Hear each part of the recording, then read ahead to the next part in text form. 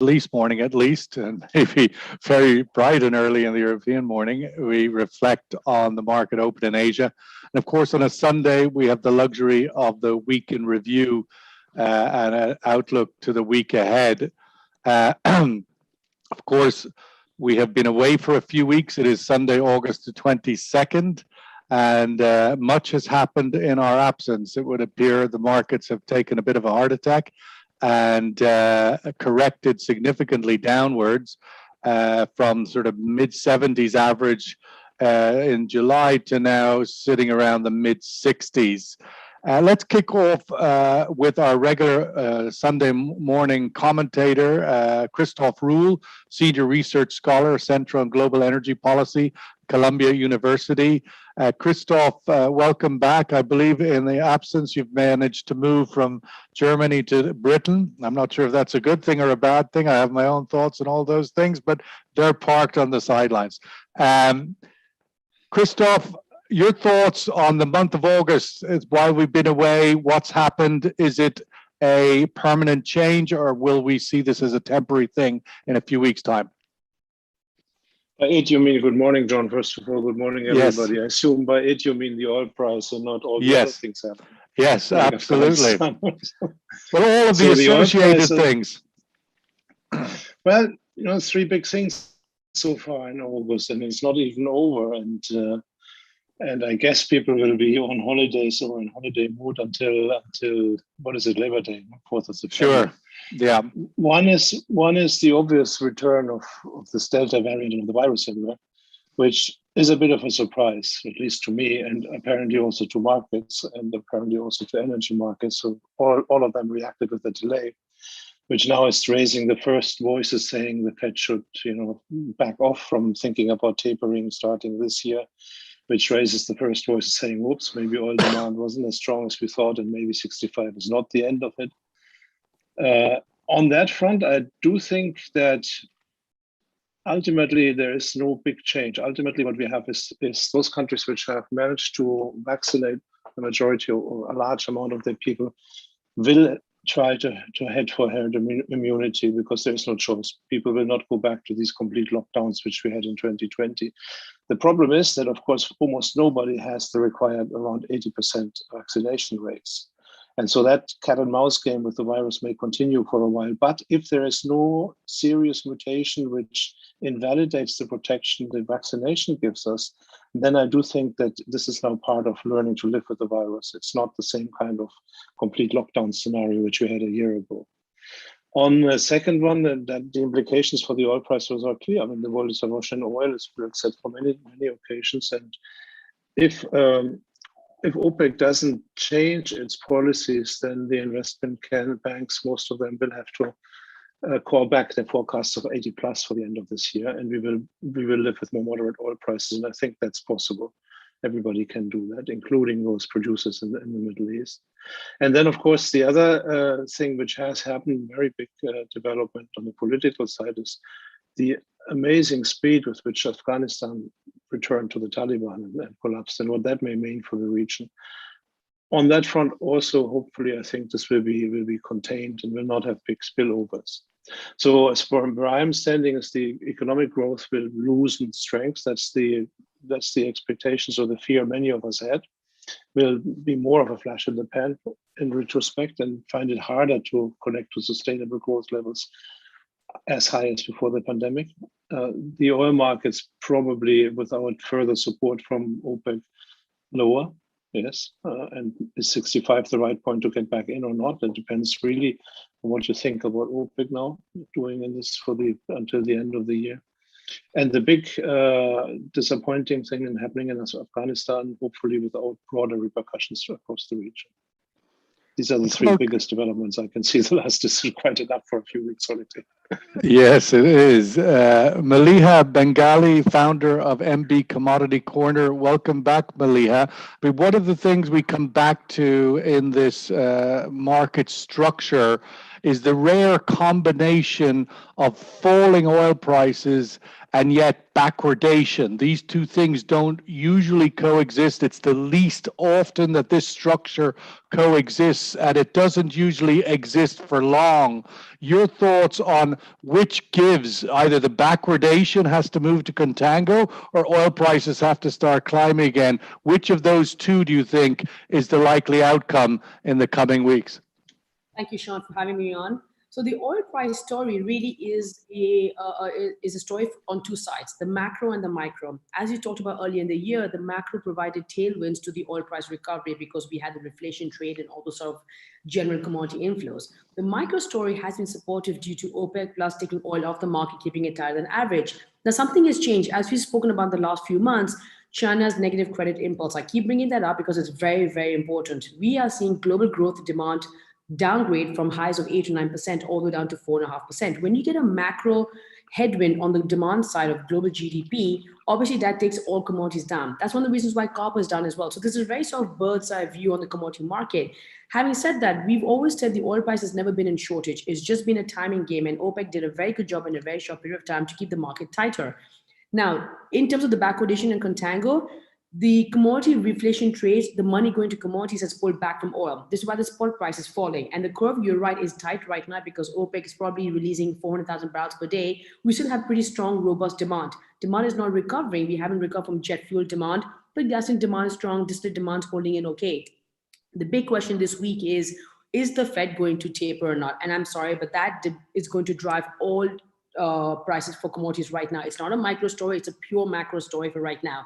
The Fed early this year has pretty much the battle of reaching its employment goals and keeping inflation contained. Inflation has already run ahead of its targets. We had a massive payroll number in July. We probably get a very good payroll growth number in August. If we get the employment goals that the Fed needs, they may start to taper, at least taper some of the asset purchases. The big question that people are asking is, can commodity markets, can financial asset prices withstand this liquidity withdrawal from the market? Because we have not been in a world where there's been no liquidity support from the Fed.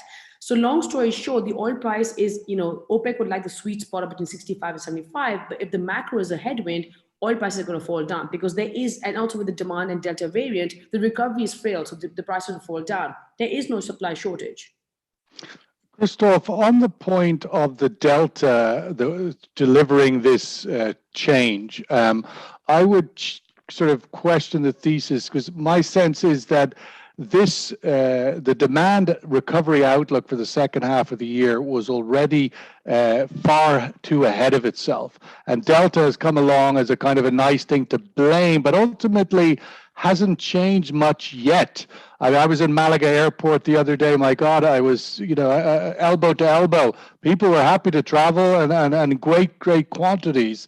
U.S. summer season, driving season, oil, gasoline prices at record and so forth. Delta may become an issue from a demand point of view, but it doesn't strike me that it was the trigger of change. Your thought on that thesis?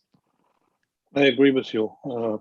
I think same impression here when we came to London. So London is much more empty than usually, but it's people don't care. People don't wear masks. People go to the pubs. People go to the restaurants. Or let's put it this way: there's a substantial fraction of people who really don't care. They're fed up and they want to go on holidays. And they do, and they want to be without masks and they want to socialize, and they do. Let this be only 30 or 40%, and only the young guys. That's still enough to lead to rising incidences. Germany basically had eradicated COVID. I mean, it's basically the incidence rate was below 10 and 5, or so 5 per 100,000, an average of 7 days. And now it's back to 50. So because fed by two groups, young people, where young is everybody, including 45, I think, and by returners from holidays. Very clear pattern, and I think similar pattern everywhere. And I think we see the analysts, how they run after behind events always. They were ahead with demand projections which were just not real. And so I agree with you on two fronts. I think nobody can prove it, but my sense is that what we have here is a little delta dip, and then a little delta depression going into the winter, and then the same kind of gung-ho, airlines and travel agencies and oil prices and all that going up in the spring, when everybody hopes for a new travel season and so on. And at one point, it will happen and will not be crashed by another virus mutant. So I see this more like a a dip on a path to the adjustment, as I said, to live with the virus. And what we have to do is to go back when we analyze oil markets to fundamentals. I have to disagree respectfully with the previous speaker. This is your question about contango and backwardation and falling prices is absolutely the right one. I read the article too, so that's 18% of the time that you have something like this if you assume prices decline for 2 months. And the question is what will happen. And it's quite likely that prices continue to decline a little bit longer, but not forever. And why? Because this is a real game between demand for real barrels and being supply for real barrels were constrained by OPEC and with the slow reaction of shale, all the things we have discussed, quite independent of when the Fed will start tapering all of that. That goes into it indirectly through the demand, which then would slow down if the economy slows down. The Fed probably is more than happy to talk about tapering for another half year if the virus continues to spread massively. But we should see through that, and we should lean back, and we should also say that the Delta virus may increase infection rates, but not hospital stays, and that the fatality rates are much, much lower than they have been before. And then, of course, we have a wider problem in the world, which is that most of the world has not been vaccinated, most of the developing countries in particular, which can only get better as they get more vaccinated and as they become more resilient. And so I think we are in this phase of a rocky adjustment, but of an adjustment to live with the virus and of a return to demand for oil, which reflects that lower economic growth. And we discussed that before, that all these attempts at stimulus were geared towards avoiding the trend growth rate going down after the pandemic. This may not happen for a whole host of reasons, only some of them related to the pandemic. We just will have to probably learn to live with lower economic growth in the most advanced economies, as we have done for the last 30 years, when it continuously became lower and lower and lower, the average growth rate. That process is probably secular. You mentioned in your earlier comment about China. I mean, clearly China in the second half or from the second quarter has been a big disappointing factor or surprising factor in softening demand there, with a projected outcome at the beginning of the year was upward towards 10% GDP growth. It'll now be lucky to get to 6 or 7, I would suspect. But nonetheless, there does seem to be problems in China that are growing, both politically as well as trade, as well as economic performance. Your sense of where China goes from here? So back end of last year, China, if you remember, they started buying Brent when it was below $40 a barrel. They were restocking the inventories. All of last year, the growth of China was to be getting back to 10% average. China pretty much grows around an average of 5 to 6% GDP. So as you get GDP lower, they re-stimulate the economy to get it back up. As it gets above 8 or 9%, they sort of de-lever. And that's really how they sort of work around the mean. China has been in deleveraging mode for the last 6 to 7 months. The big question that we do not know yet is how much they have slowed, because it's like steering a big ship. When you slow it down, you can't really control how far down it goes, right? So I think China is going a bit of a balancing act towards the second half of this year. They might need to re-stimulate to get the growth back up, because we think they may have slowed too much. That remains to be seen. But in terms of right now, the demand, the rate of change, the marginal rate of change is lower, which is why it's taking the demand for oil down. We're seeing oil prices, commodity, iron ore, steel, all these prices fall right now. So it remains to be seen, but the big factor is the Fed, central banks. But as Christoph said, I think the Fed right now has a luxury of probably waiting a few months, given prices are falling lower. But China, I think towards October, November, December, might need to re-stimulate to get the growth back up. We don't have evidence yet, but we're watching to see signals of them providing a boost to the economy, because they may have slowed a bit too much too soon. On that point, Christoph, obviously, big story this week will be the Jackson Hole meeting, which already, maybe symbolically to the story we're talking about, they've decided to hold it online rather than in person. And we're seeing that sort of incremental sort of online thing come back in.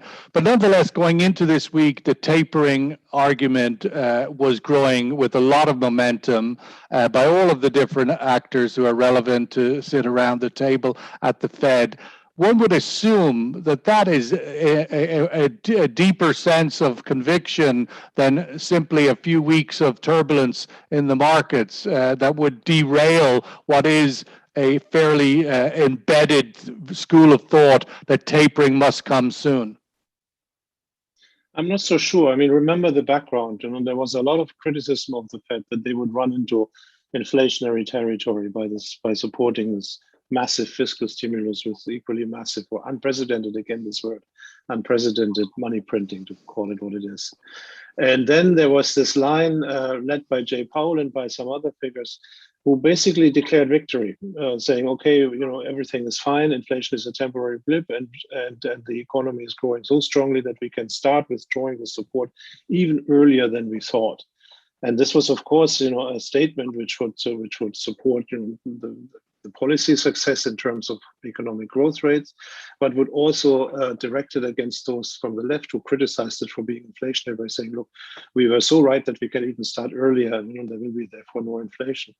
So many people are now very curious how Powell, in his opening speech for the Jackson Hole meeting, is going to bridge that gap, whether he sticks to that line and says the economic growth is so super strong that we can taper a little bit early and can think about it, therefore don't worry about inflation, which seems to be unlikely given the revised growth forecast and the worries about the Delta virus.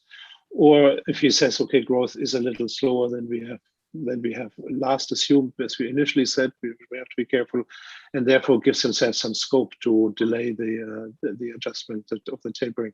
I think probably the latter. He will be ultra cautious to not say anything, but then the members of the monetary policy committee will come out and will say, if necessary, we have the flexibility to delay it. And basically, that's correct. They can be very flexible in their response, and they are not under pressure to make any decisions right now. And so I wouldn't expect any decisions from there. The net effect of that will be, of course, hopefully that markets will become more and more used to the tapering talk and will react less and less panically. A few years ago, when everything hell broke loose because somebody mentioned the word tapering, that's already changed. And if these ups and downs go on a little longer, then markets will become hopefully less sensitive to talk about tapering. Malia, if we do get a backing away from tapering, I mean, we've got a few fairly negative sentiments, as you talked about it. This is a macro story. Christoph highlighted in his opening comments, Afghanistan is spiraling potentially, at least obviously within Afghanistan, a very serious crisis, but sentiment-wise, quite negative for the Biden administration.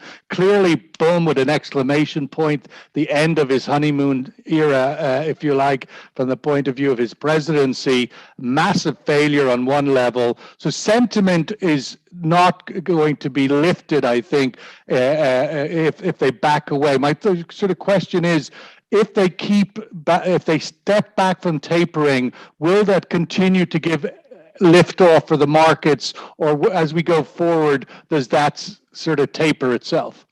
You're absolutely right. I think they have the luxury of probably waiting out for a few months. So if the Fed does come out and say we're probably going to keep everything accommodated, the markets will have a massive rally. Because in the last month, Russell 2000, small caps, oil prices, every single thing growth, inflation related has gotten hit really hard. Gold and silver, which really should not be trading down, also got knocked down about 10 or 15%. So I think the market's pricing in probably 60 to 70% chance of a taper, as opposed to the other way around. So the balance is tilted to the tapering side. So I think the risk could be to the upside. Having said that, as we go into the Q4 part of this year, we also have the infrastructure plan, which could be a positive. We feel the Fed probably will do some sort of a balancing act between taking their foot off the pedal and when the fiscal bill will be announced, so the market can actually stand on their own. So yes, the risk is probably to the upside if they sort of hold back on their tapering views, giving them some room to actually taper later into the year. The issue right now is inflation. The longer they wait, we are right now experiencing a bit of stagflationary environment where growth is lower and inflation is quite sticky. That's not a very good environment for equities, and the Fed knows that. They really should have tapered this stuff back in early part of this year, but they obviously have been, look at the balance sheets, greater than 20 trillion from between the BOE, ECB, and the Fed central bank right now. It is too big to fail. They can't really take their foot off the pedal, and they risk financial asset market collapse if they do too fast.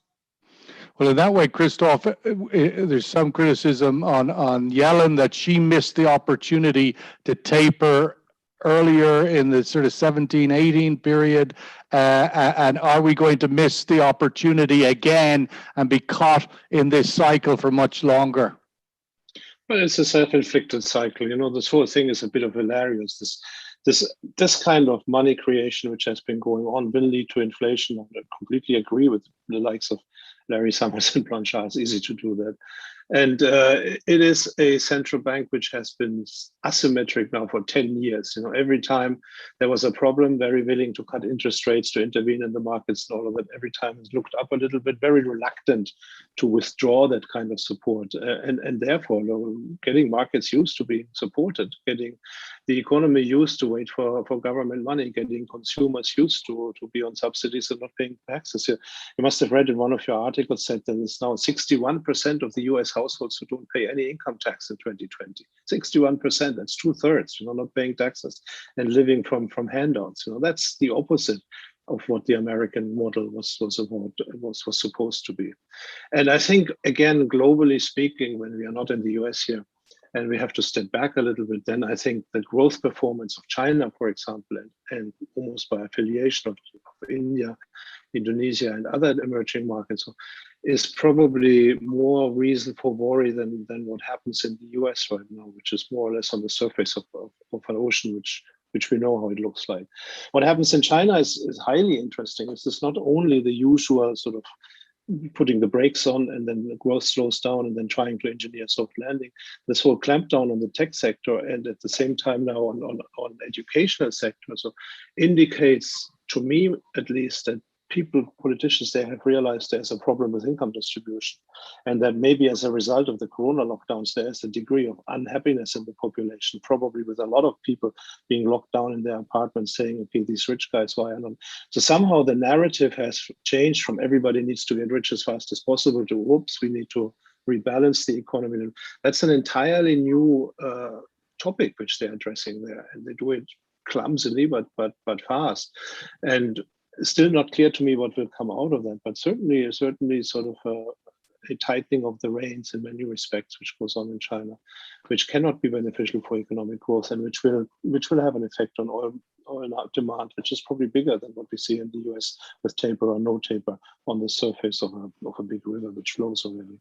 And certainly the lack of vaccination levels in Asia is proving to be, as this Delta obviously penetrates, to be a very flawed strategy. Let's let everybody else have a view. Go ahead, Christoph. Just one quick one. So always be mindful of the tail risk. The tail risk is a new mutation which invalidates the success of vaccination. And of course, the more infections you have, the higher that tail risk becomes. That's why it is so important that the rest gets vaccinated quickly. So the question today is sort of on the theme we've been discussing. Oil markets rarely exhibit the current combination of falling spot prices and backwardation, which suggests this contradiction will resolve itself quickly.